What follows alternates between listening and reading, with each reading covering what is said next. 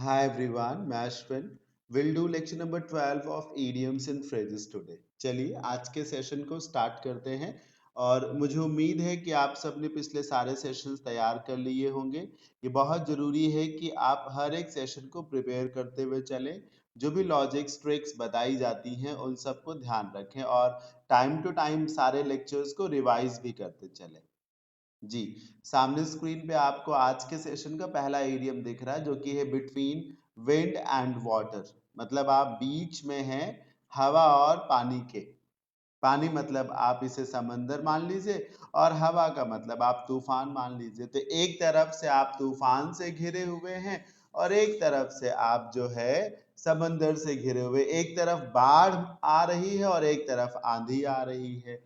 मतलब ना इस तरफ आप सुरक्षित हैं और ना ही दूसरी तरफ आप सुरक्षित हैं। उधर जाते हैं तो उधर बाढ़ का खतरा है और इधर जो है तूफान का खतरा है। जैसे मैंने आप सभी को पिछले सेशन में पढ़ाया था बिटवीन सेला एंड कैराबिडस, जब आप दोनों मॉन्स्टर्स के बीच में फंसे हुए हों। ये देखिए इन अ डेंजरस स्पॉट, जहां पर दोनों तरफ से खतरा ही खतरा है। जैसे बॉर्डर की बात कर लीजिए, इंडिया और पाकिस्तान का जो बॉर्डर है उसके आसपास जो भी गांव बसे हैं, चाहे वो इंडिया साइड पे हो चाहे वो पाकिस्तान की साइड पे हो, दोनों तरफ से वो लोग सेफ नहीं हैं। कभी पाकिस्तान की तरफ से फायरिंग हो सकती है या होती है और इंजरीज होती हैं। ऐसा ही इंडिया साइड से भी होता होगा और पाकिस्तान के जो सिविलियंस जो सिटीजन्स हैं जो अलोंग द बॉर्डर रहते हैं उनको भी इंजरीज होती होंगी। तो people living along the border, they find themselves between wind and water। कब क्या हो जाए कोई भरोसा नहीं। to be in a dangerous spot meaning देखिए, this village is located between wind and water. ये जो गांव है विंड और वाटर के बीच में है। कैसे?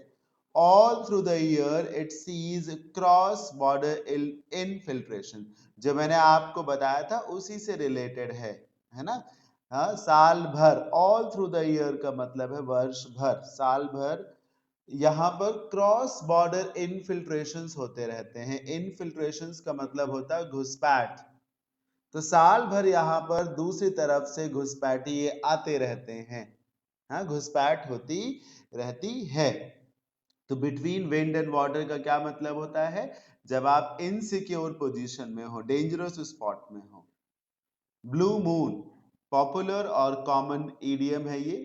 हिंदी में एक फ्रेज है ईद का चांद। अब ईद का चांद दिखता तो है लेकिन क्या रोज दिखता है?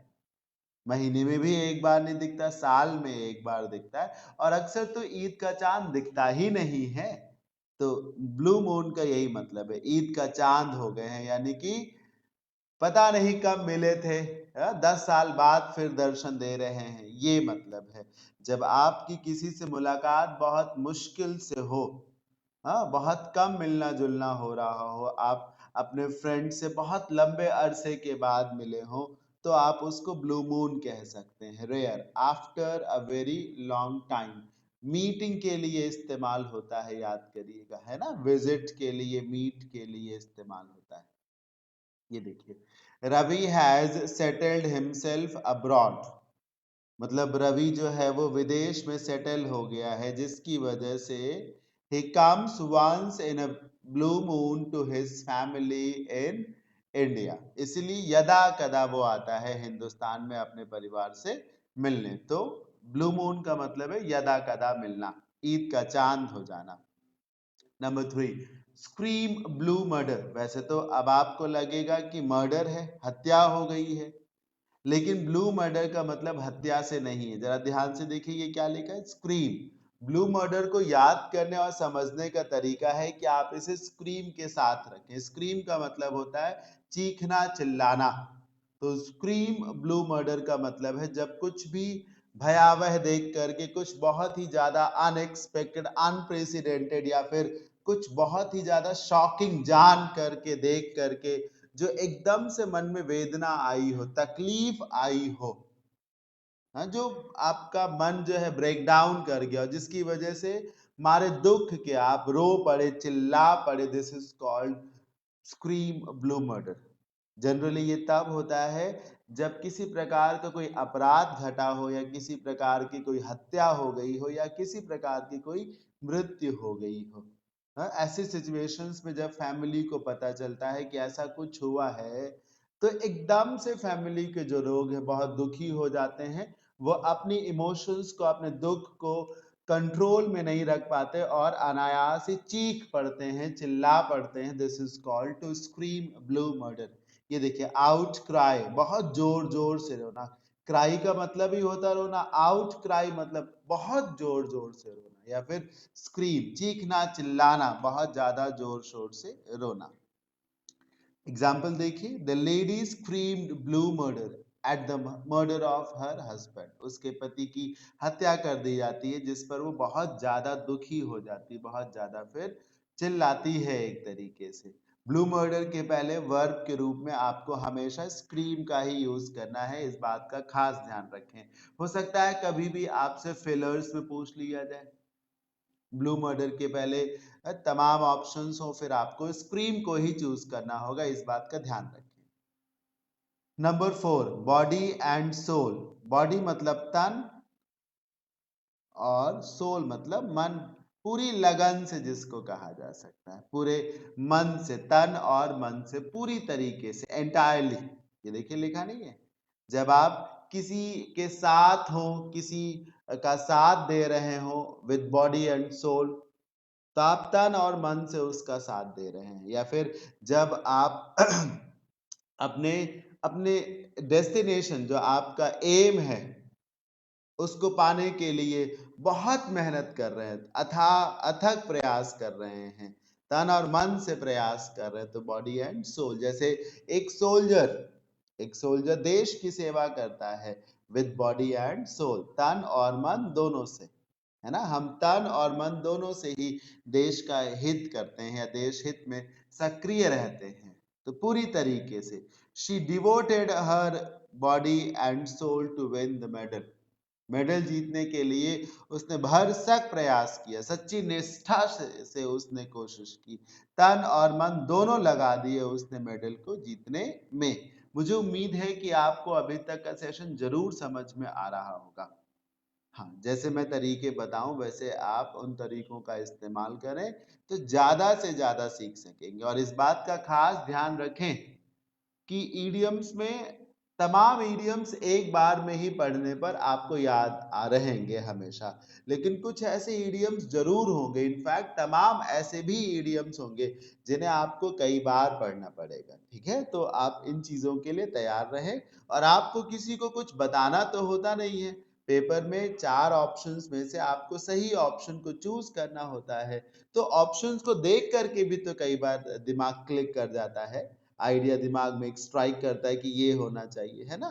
तो निराश बिल्कुल भी ना हो, पॉजिटिव फ्रेम ऑफ माइंड से स्टडी करें, और निश्चित रूप से आपके इडियम्स एंड फ्रेजेस में जो भी कमियां होंगी, जो भी प्रॉब्लम्स होंगी आपको इस सेक्शन में, वो जरूर दूर हो जाएगी। Bolt from the blue, blue का मतलब होता है आसमान। ब्लू का मतलब, इसको समझने के दो तरीके हैं। ब्लू मतलब आसमान, आसमान मतलब ऊंचाई, और बोल्ट मतलब कोई भी, जैसे नट बोल्ट होता है, बोल्ट मतलब कोई भी टुकड़ा। तो आसमान से अचानक से कोई पत्थर गिर पड़े, ऐसे ऐसा है, आप खुले आसमान में जा रहे हैं, तो क्या आप ये उम्मीद करेंगे कि ऊपर से कोई पत्थर गिरेगा? नहीं ना। आप, हम कह रहे हैं किसी बाग के अंदर भी हैं, तो क्या आप ये उम्मीद करते हैं कि फल आपके ऊपर गिर जाएगा? नहीं, ऐसी उम्मीद तो नहीं करते, ना ही आप ऐसा चाहते हैं। तो जो सडन हो और जो अनएक्सपेक्टेड हो, है ना, जिसकी आपने उम्मीद ना की हो एक तरीके से, उसके लिए यूज करते हैं हम इस फ्रेज को, bolt from the blue. Bolt मतलब कोई भी टुकड़ा, लोहे का टुकड़ा, और ब्लू मतलब आसमान। एक मैं इमेज आपको दिखा रहा हूं, वो दूसरा तरीका है।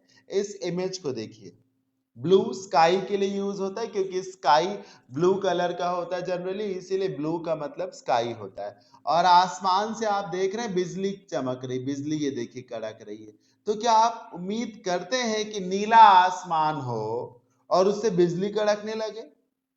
बारिश का मौसम हो, बारिश हो रही हो, क्लाउड्स बहुत ज्यादा हो आसमान में, तब तो फिर बारिश और साथ ही साथ बिजली चमकने की आप उम्मीद करेंगे। लेकिन नीला आसमान, साफ आसमान हो और उससे बिजली चमकने लगे, बिजली कड़कने लगे, तो आपने उम्मीद की थी नहीं। तो something that was sudden, something that happened unexpectedly, जिसकी आपने उम्मीद ना की हो, जो सडन रहा हो, उसके लिए।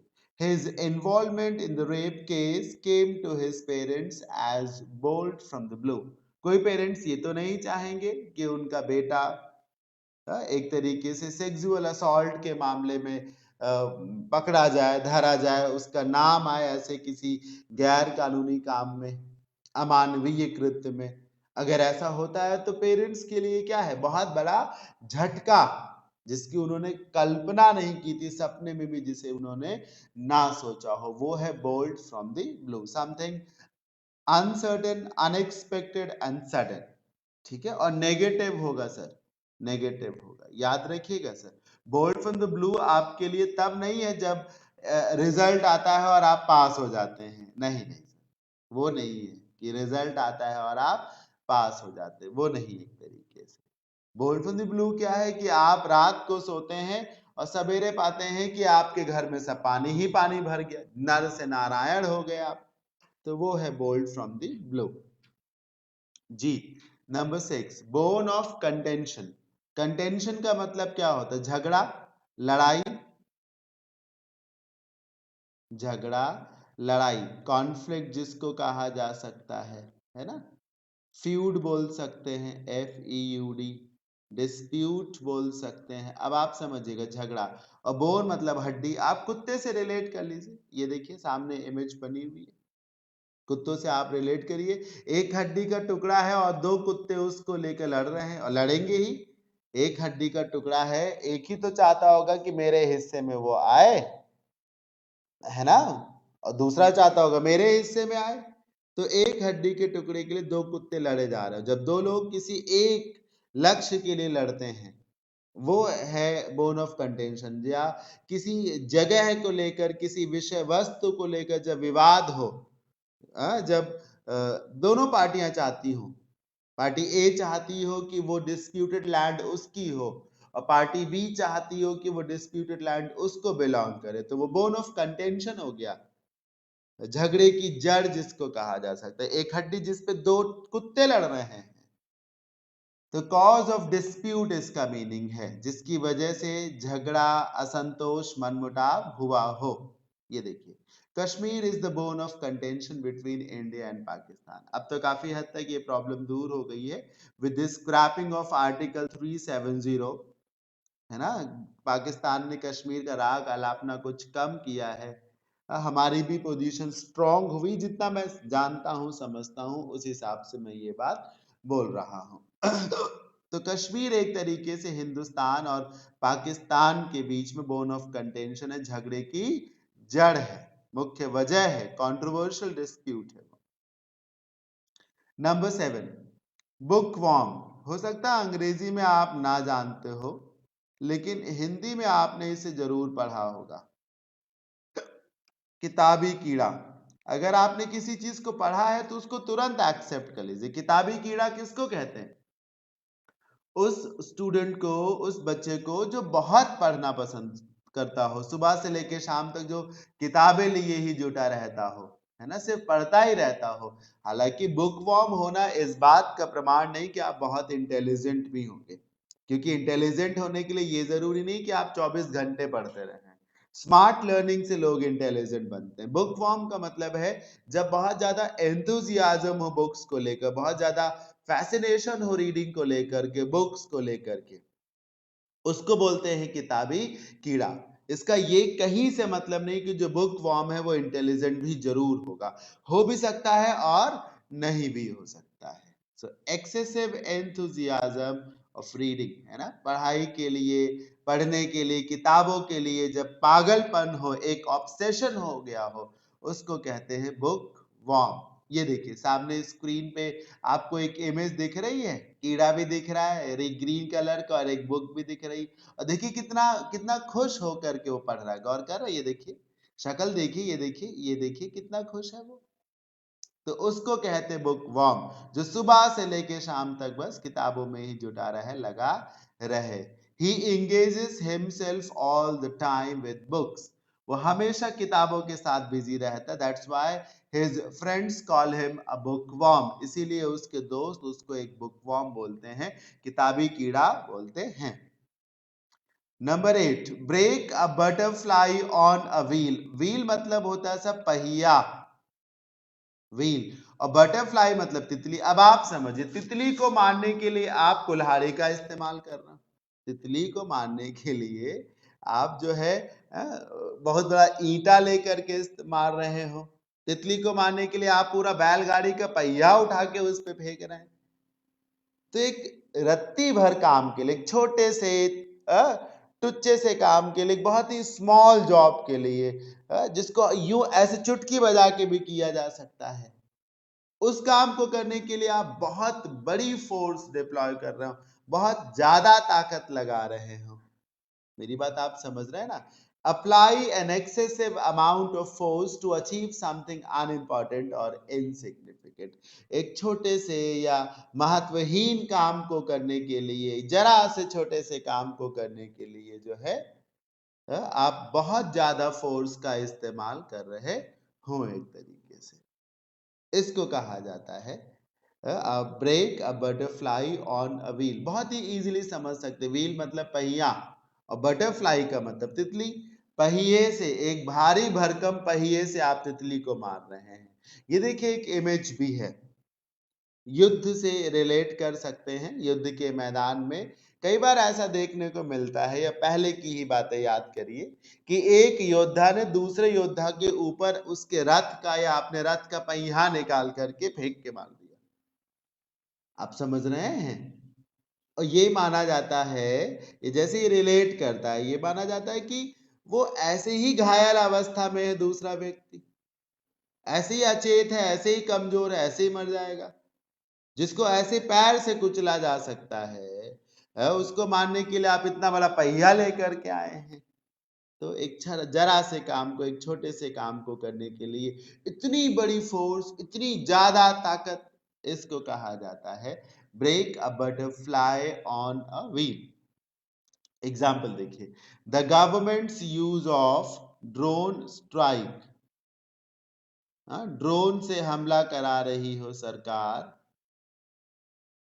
एंड आर्टिलरी का इस्तेमाल कर रही हो, आर्टिलरी बॉम्बिंग का, on the town to wipe out. Wipe out मतलब खदेड़ना होता है सर, वाइप रिमूव करना सर, थ्रो अवे, खदेड़ना।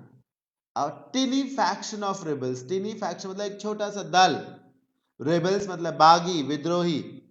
लिखा हुआ है कि सरकार का ड्रोन स्ट्राइक करना और आर्टिलरी बॉम्बिंग का इस्तेमाल करना, कुछ जरा से लोगों को, जरा से बागी लोगों को एलिमिनेट करने के लिए, मारने के लिए, खदेड़ने के लिए, ये तो बेकार की बात है।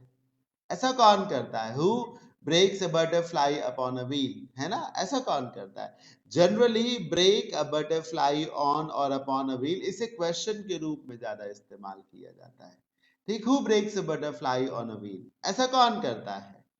ऐसा कौन करता है एक तरीके से। Number 9, break the ice. ये कॉमन ईडियम है, और कॉमन तो है, ये अलग बात है, लेकिन ये इंपॉर्टेंट भी बहुत ज्यादा है। ब्रेक द आइस का मतलब आप जानते होंगे, चुप्पी तोड़ना। तो माफ करिए, चुप्पी तोड़ना मतलब आप लंबे समय से शांत हो, कुछ ना बोल रहे हो, कोई भी रीजन हो सकता है, खास तौर पे आपके भीतर का डर हो सकता है, या आपके भीतर की इंडिफरेंस हो सकती है ना? तो उसको तोड़ना, उस डर को, उस उदासीनता को खत्म करना और अपनी आवाज बुलंद करना, अन्याय के खिलाफ बोलना, this is called to break the ice. Expose करना किसी को, speak after a long silence, मतलब लंबे समय तक शांत रहने के बाद, चुप रहने के बाद फिर बात करना, फिर बोलना, किसी घटनाक्रम, मामले को लेकर के ऐसे ईडियम का इस्तेमाल किया जाता है ब्रेक द आइस का। एग्जाम्पल देखिए,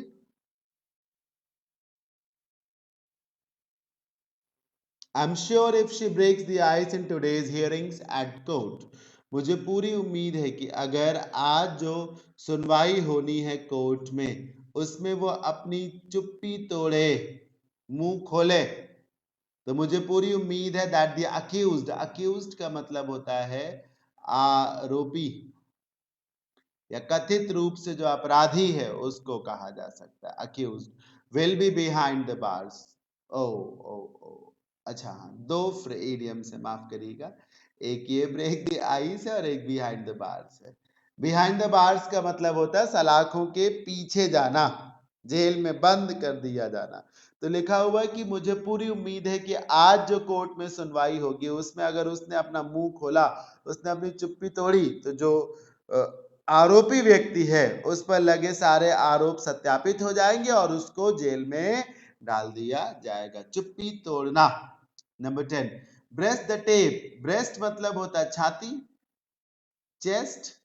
फीमेल्स के लिए ज्यादा यूज किया जाता है, मेल्स में छाती को चेस्ट कहते हैं और फीमेल्स में अक्सर छाती को ब्रेस्ट बोलते हैं। टेप, टेप आप जानते ही हैं, वही टेप जिससे कोई चीज चिपकाई जाती है। एक इमेज आपको दिखा रहा हूं मैं, ध्यान से देखिए सर। रेस कर रहे हैं, दौड़ हो रही है, फिनिशिंग लाइन जो होती है, कई बार तो फिनिशिंग लाइन जो होती है उसके ऊपर एक ऊंचाई से टेप बांधा जाता है, हमेशा ही ऐसा होता है। फिनिशिंग लाइन नीचे से एक पॉइंट है, साथ ही साथ टेप लगा दिया गया एक सर्टेन हाइट पे, और अक्सर वो जो हाइट होती है टेप की ऐसे होती है कि आपकी छाती उस टेप में लड़ेगी।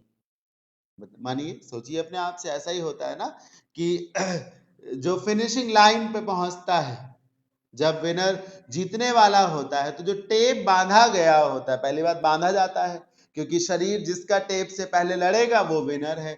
और अक्सर या प्रायः ये जो टेप बांधा जाता है ये चेस्ट पर बांधा जाता है, पेट पे नहीं बांधा जाता या पैरों पे नहीं बांधा जाता।